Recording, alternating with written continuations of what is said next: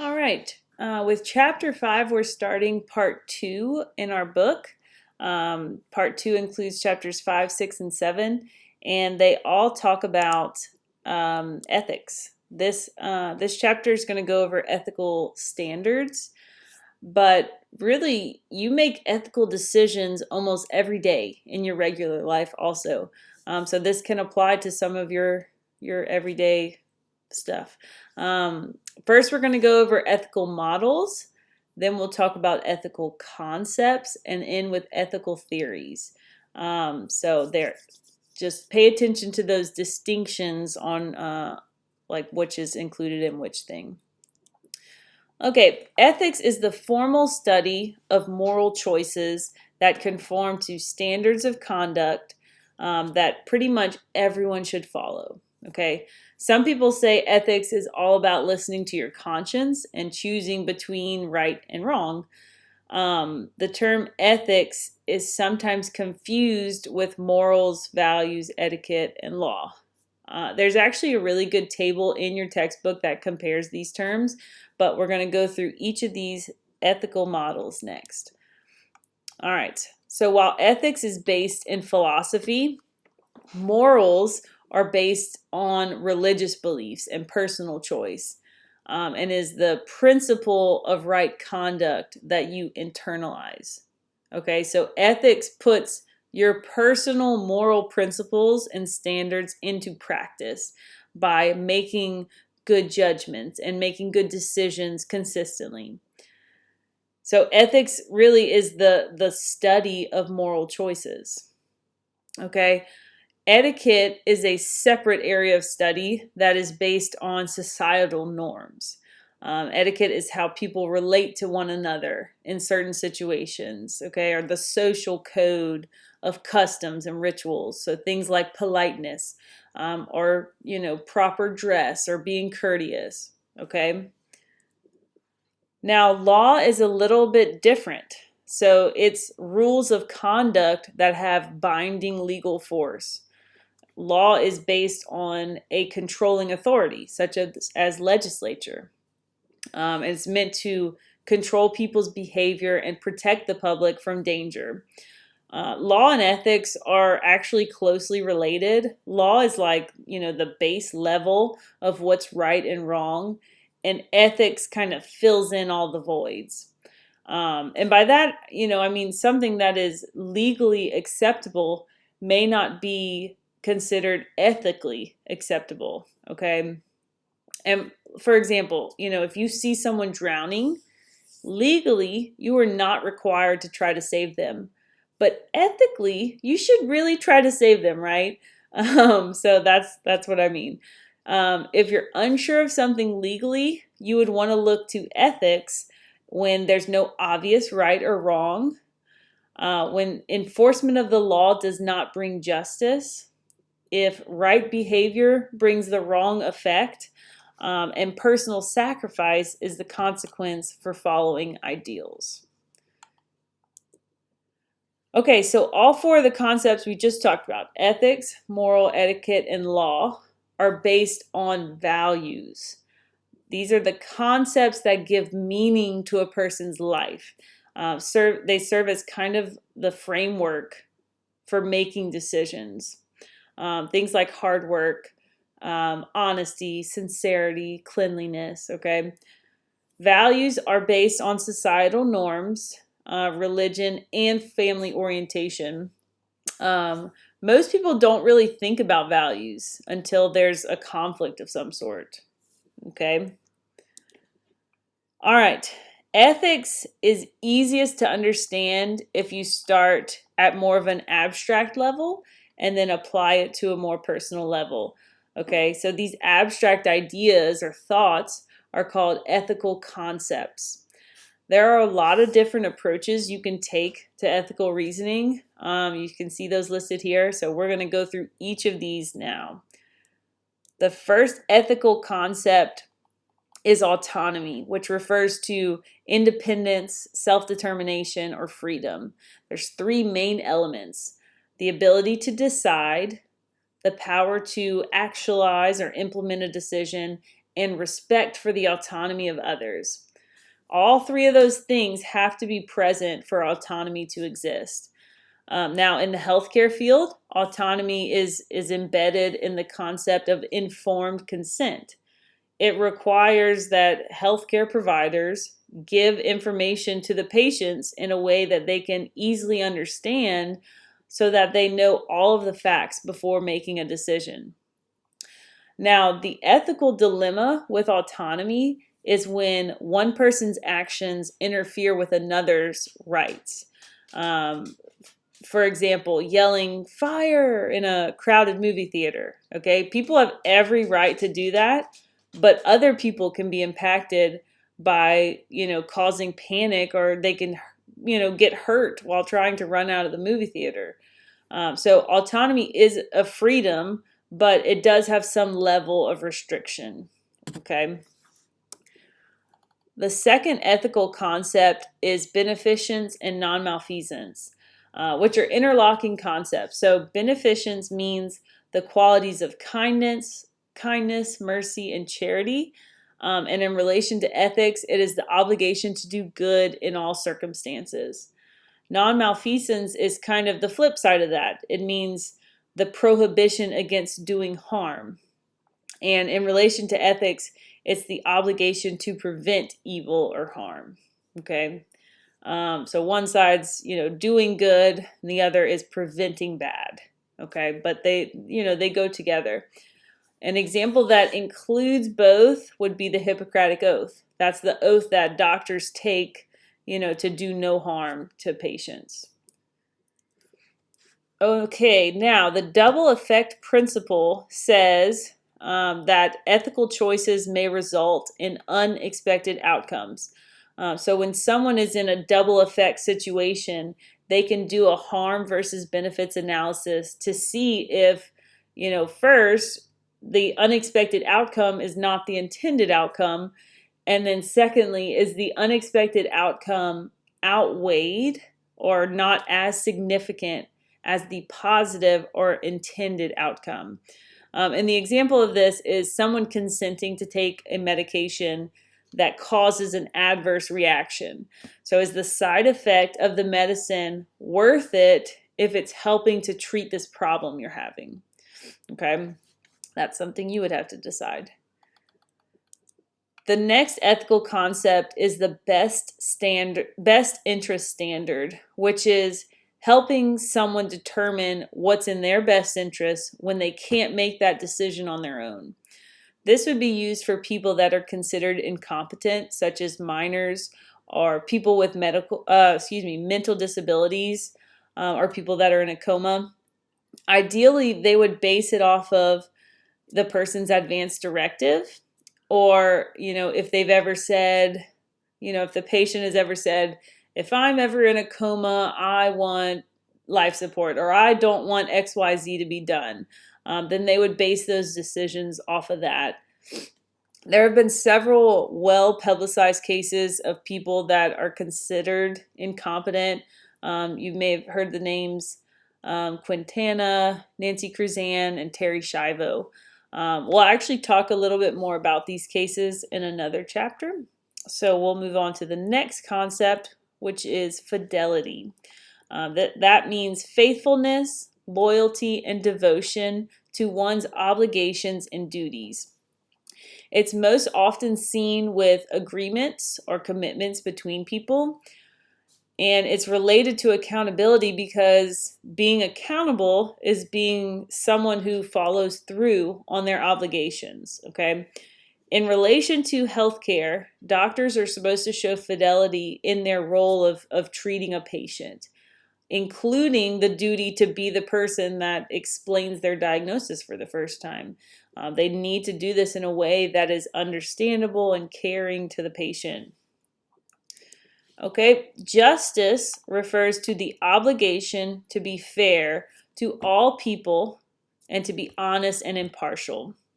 So, while it requires you to not show favor to one person over another, it does not mean that you have to treat everyone the same.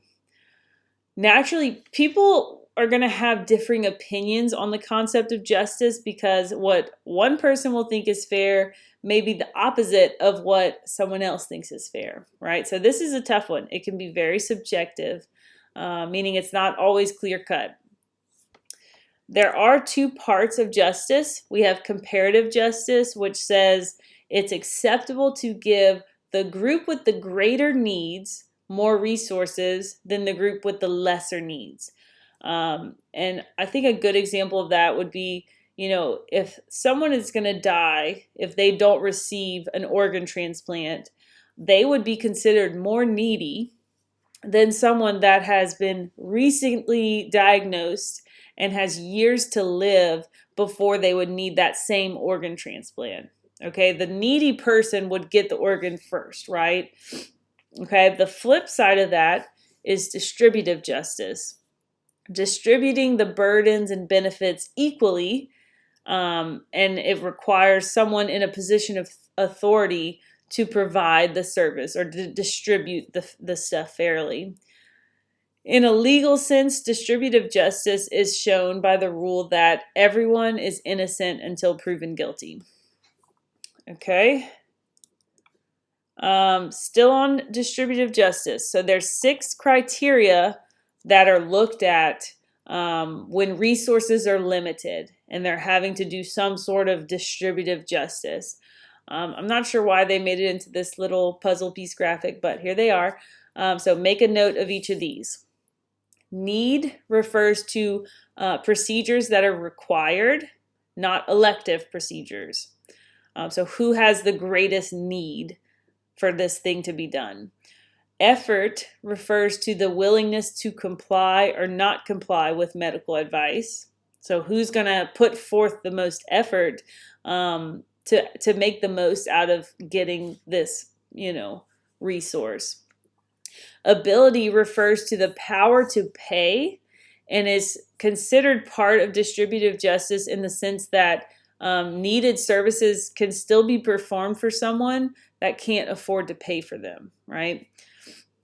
Contribution is what a person might be expected to contribute to society at a future date. So when they're not in need anymore, they would need to make these contributions. Equity refers to trying to distribute equally to everyone in need. And merit refers to the potential for benefit after getting that limited resource. Okay, so that initial, would this resource help this, 25-year-old person to live, an extended period of time for the rest of their life more than it would help this 90-year-old person who's already had this whole life? Okay. You would want to look at all 6 criteria together when you're in a situation where you have to distribute, a limited amount of resources, benefits, or burdens equally. Okay. The next ethical concept is rights, which refers to a just claim or entitlement that others have to respect, whether it's based on law, ethics, or morality. Now, all rights cannot be applied to all cultures because the values and societal norms can be very different from culture to culture, right? But in healthcare, patient rights is usually the focus. So the patient has the right to decide if they're going to receive treatment or not. They also have the right to confidentiality, meaning the doctor can't spread any of their personal information.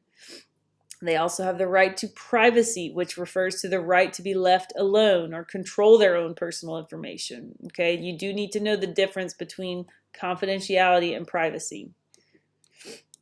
The last ethical concept is veracity, which refers to habitual truthfulness and honesty. So you would think this one would be pretty straightforward, but some feel that there are situations in healthcare where they can justify not telling a patient the whole truth. Like if the person is not mentally ready to hear the information, or it would give them too much anxiety, okay? There's no clear lines on this one, So it would be hard to justify keeping, important information from a patient using this concept. With veracity in the context of healthcare, the patient has to tell their doctor all pertinent information for them to properly diagnose and treat. And then on the flip side, the doctor has to give the patient all of the information to let them make an informed decision as well. Veracity also plays a role in medical research in the use of placebos. Researchers have to specifically put in the informed consent form that the patient signs that they could possibly receive a placebo instead of the actual medication before they can ethically proceed with a medical trial.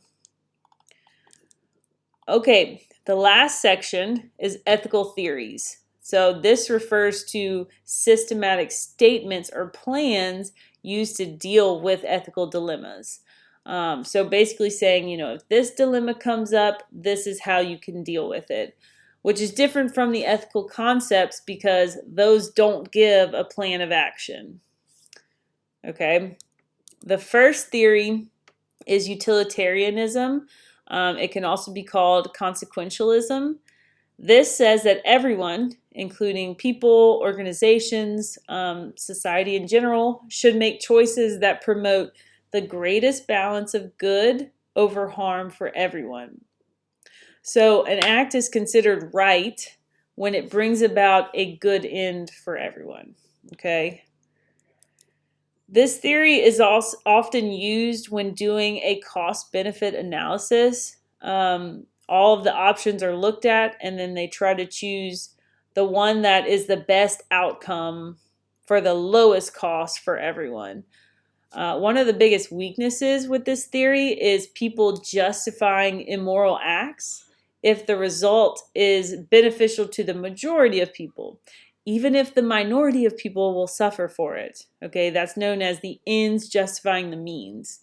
But the fact that they're just guessing at what the possible outcomes are means that it's not always a guaranteed benefit at the end. They don't know that this potential option, this benefit, will even happen. Okay, so that's kind of tricky. The other ethical theory is deontology, which is also called formalism or duty orientation. This one says that making an ethical decision is based on moral rules and unchanging principles that are based on reason, and then they can be applied to everyone universally. So this theory looks at the intrinsic nature of an act to decide if it's right or wrong. So we're not looking at the potential consequences or the facts of a particular situation to make a decision. Okay, we're not taking any of that into account. The main principle of deontology is called the categorical imperative, which is a command taken from a principle that does not allow exceptions, meaning doing the same thing in the same way in all situations with no exception. So a deontologist believes that life is sacred. So they could never justify killing someone, even if it's in self-defense. They would just let the other person kill them rather than taking their life. Also, with medical research, they would never not tell a patient every detail of their research because they would look at it as tricking them into participating in a trial. The problem is then that takes away a big point of a medical trial, right? To have a placebo group and a group that's actually getting the medication or whatever it is to see, if the medicine actually works. Is there actual different reactions? Okay. The biggest weakness here is that it doesn't look at each situation independently and allow, exceptions. So it's considered too rigid. And then the part about not considering consequences could cause some serious problems. Also, some people think that people are motivated by changing values. It's not always universal values. So they could think one way now, but in a few years they may feel differently, right? Okay, and that's it. Good luck on your bell ringer questions, and I'll see you next week.